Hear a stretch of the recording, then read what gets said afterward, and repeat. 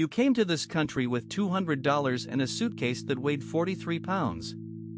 The suitcase had everything: 3 shirts, 2 pairs of pants, a photograph of your parents standing in front of their house in Pampanga, a rosary your grandmother pressed into your hand at the airport.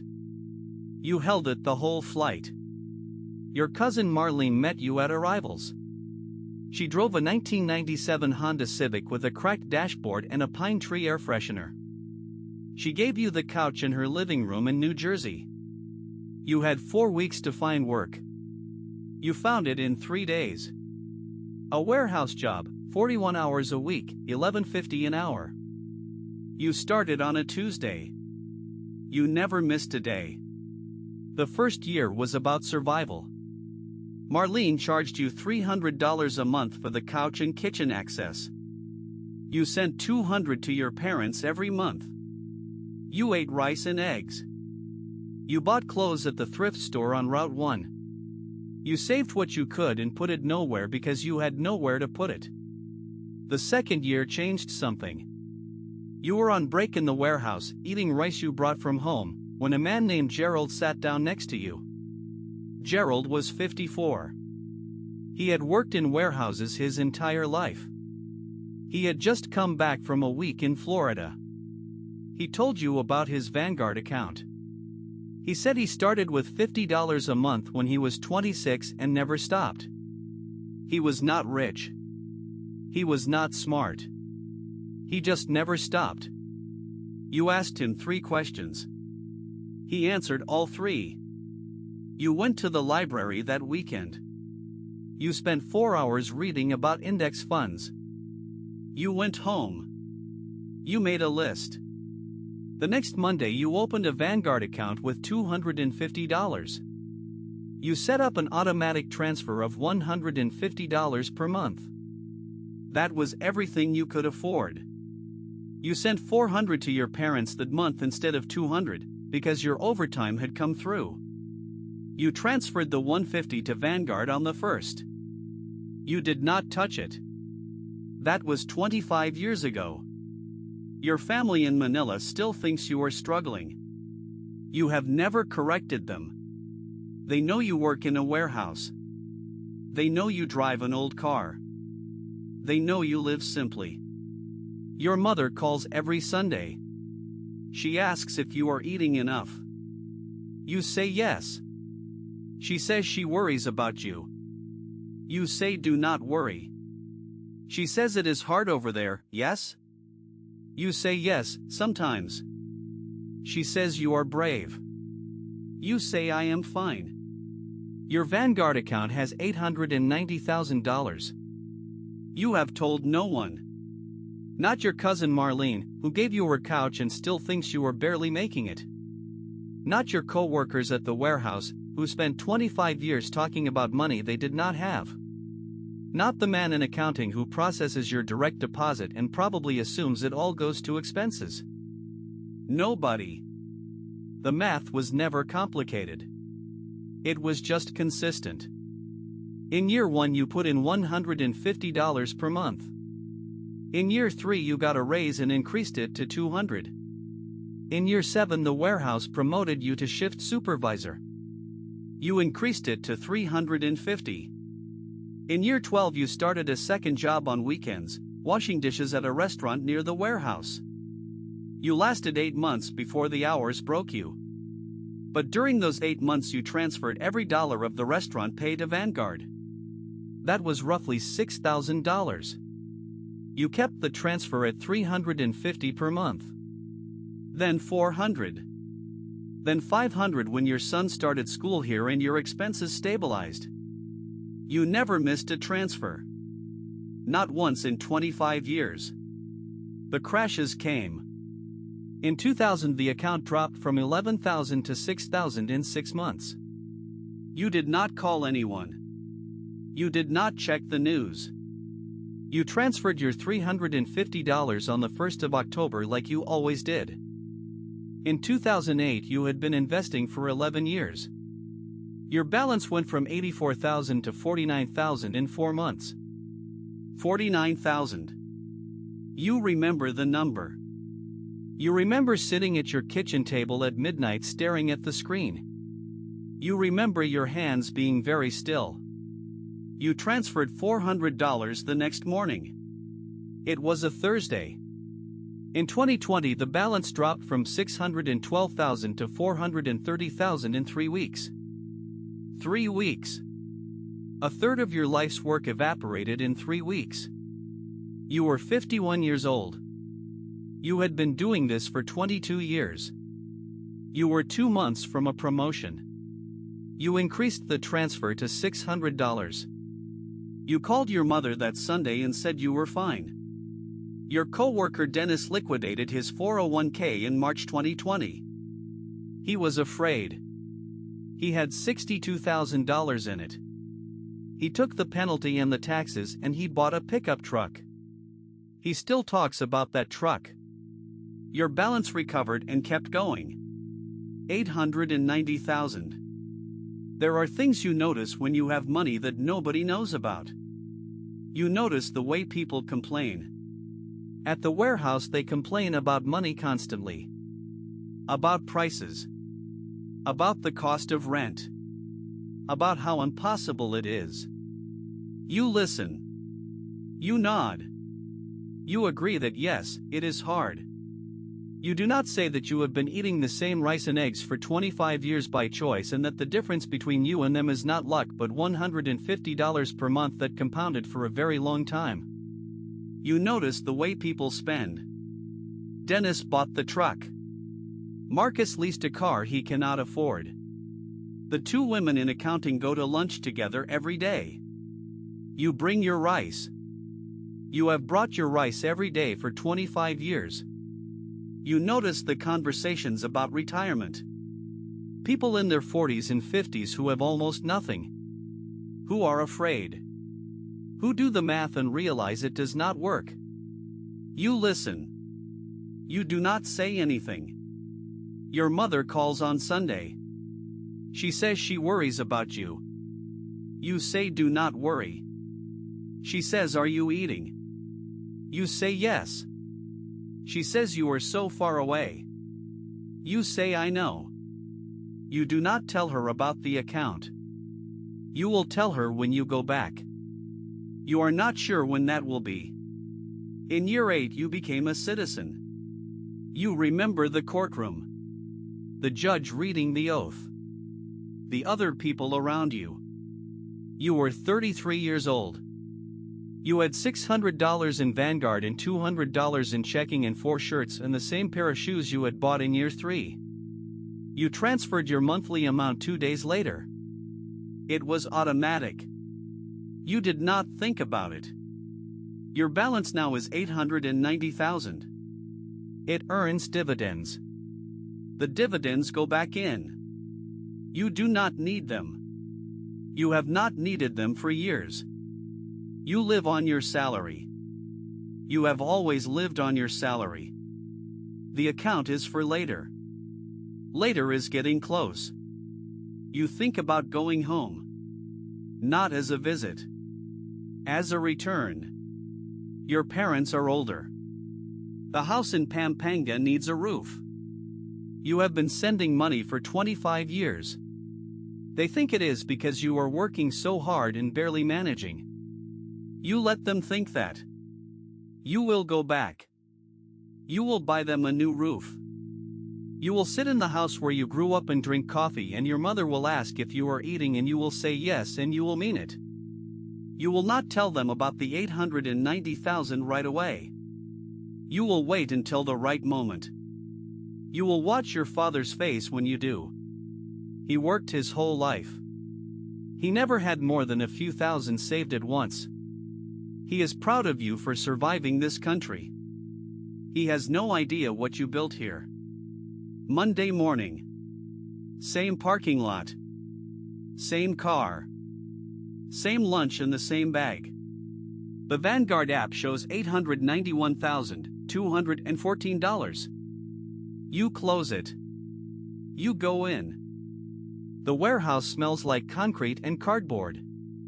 Your name is on the shift board. Gerald retired 4 years ago. There is a new guy on your team, 23, fresh off a plane from Cebu. He eats alone in the break room. He looks like you did 25 years ago. You sit down next to him. You ask him 3 questions. He answers all 3. You go back to work. He goes to the library that weekend. The money compounds. The phone stays in your pocket. The Sunday call comes. Your mother says, "Are you eating?" You say yes. She says she worries. You say, "I know." $891,214. And nobody on earth knows but you. The compound interest math is something you understood long before you had money. You understood it because you had to. When you have $200 and a couch to sleep on and 4 weeks to find work, you do not have the luxury of vague financial intentions. You have to know exactly what you have and what it will become. You learned from Gerald in the break room. 1 conversation. 3 questions. He had not gone to college. He had not read widely. He had started with $50 a month because that was what he could afford, and he had not stopped because there was no reason to stop. At 54 he had $312,000 in a Vanguard account, and he had just come back from a week in Florida that he paid for in cash. Gerald was not exceptional. That was the thing that stayed with you. In the library that weekend you read about the index fund. You read about the expense ratio. You read about why buying the whole market is more reliable than picking individual stocks. You read the same arguments made by different writers in different ways, and the arguments all came to the same conclusion. You did not need to be smart. You needed to start and not stop. You started with $150. You could have started with less. You could have started with 100. You chose 150 because Gerald had started with 50 and you had more than Gerald had started with, and you felt it was appropriate to begin at more than Gerald. The first year felt like nothing. The account grew from 250 to 2,200. The market had a good year. You had contributed 150 every month for 10 months. The return added something on top of that. The number was small enough that you thought about it only briefly each time you checked it. You checked it twice in the first year. Once in June. Once in December. Both times you transferred your amount and closed the screen. The second year the company gave you overtime. You worked it. Every dollar of overtime went into a separate savings account you labeled "not touching." In February you moved $2,000 from not touching into Vanguard as a lump sum contribution. The account crossed $5,000 for the first time. You did not celebrate. You went to work on Monday. There is a question people ask about your life here, and it is always the same question phrased different ways. Don't you miss home? Isn't it hard being so far away? Don't you wish you had stayed? You answer the same way every time. You say it is fine. You say you have built something here. You say you are happy. You are not lying. You are also not explaining what you have built, because the explanation would require mentioning numbers that would change the dynamic of every relationship you have. Your cousin Marlene has 4 children and a mortgage, and she worries constantly about money. She has worked hard her entire life, and she will continue to work hard until she cannot. If you told her about the $890,000, she would not be angry. She would be confused. She would try to reconcile the person she saw sleeping on her couch with the number on the screen, and she would not be able to do it. You have not told her. You will not tell her. The number is private because the number is not about the number. The number is about the 25 years of every first of the month, every overtime shift that went straight in, every lunch you brought from home, every vacation you did not take, every upgrade you did not make. The number is the result of the behavior. Telling someone the number without explaining the behavior would be like showing someone a photograph of a marathon finish line without explaining the training. Your parents' house needs a new roof. You have been thinking about this for 3 years. The roof is old and the rainy season is harder each year, and your father mentioned it in a phone call and then did not mention it again because he did not want you to worry. You are not worried. You have been calculating the cost of a new roof in Pampanga for 3 years, and you know exactly what it will cost, and you know exactly how many months of dividends it represents. Next year you will go home for a month. You will hire the roofers on the second day. Your parents will ask where the money came from. You will say you have been saving. They will nod. They will not ask more because in their experience, when someone says they have been saving, they mean they have a few thousand put aside. You will let them believe that. Until the right moment. You have not decided when the right moment is. The warehouse job became a different job in year 11. You moved into logistics coordination, which meant you managed the flow of product rather than moving it. The pay increased to $22 an hour and then to $26. You increased the Vanguard transfer to $450 per month. You kept everything else the same. Your coworkers could not understand why you did not upgrade your car when the pay increased. You drove the same car you had driven for 7 years. It ran fine. It required maintenance that you paid for promptly, and it repaid you by requiring nothing else. Why would you replace it? The money you did not spend on a new car went into Vanguard. Over the 2 years you drove the old car past the point when your coworkers expected you to replace it, you transferred approximately $11,000 that would have been car payments. Those $11,000 are now worth more than $11,000. This is the math that people who buy new cars when they can afford them are not doing. You are not better than them.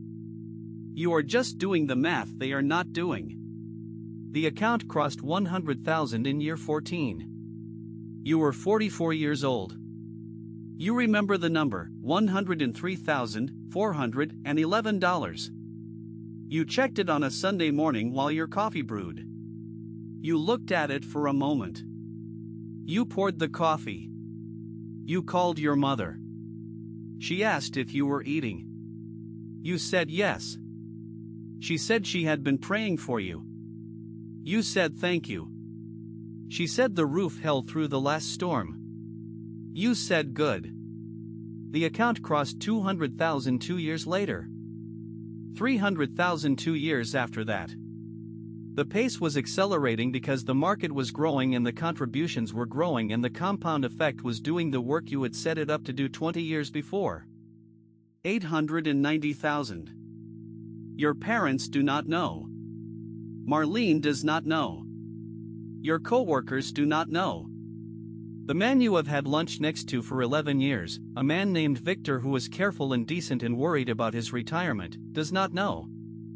Victor has $38,000 in a 401k and he is 51 years old, and he has begun to understand that this is a problem. You listen to Victor talk about this. You nod. You say it is not too late to start. You mean it. You do not say more. The plane ticket to Manila costs $1,400 round trip. You have not booked it yet. You are waiting for the shoulder season when the price drops. You will book it in February for an April departure. You will stay for 30 days. You will hire the roofers on day 2. The account will be there when you come back. The dividends will have arrived. The number will be slightly larger. The transfer will go out on the 1st of the month whether you are in Manila or New Jersey. $890,000. $200 and a suitcase. 25 years of every 1st of the month. Nobody on earth knows but you.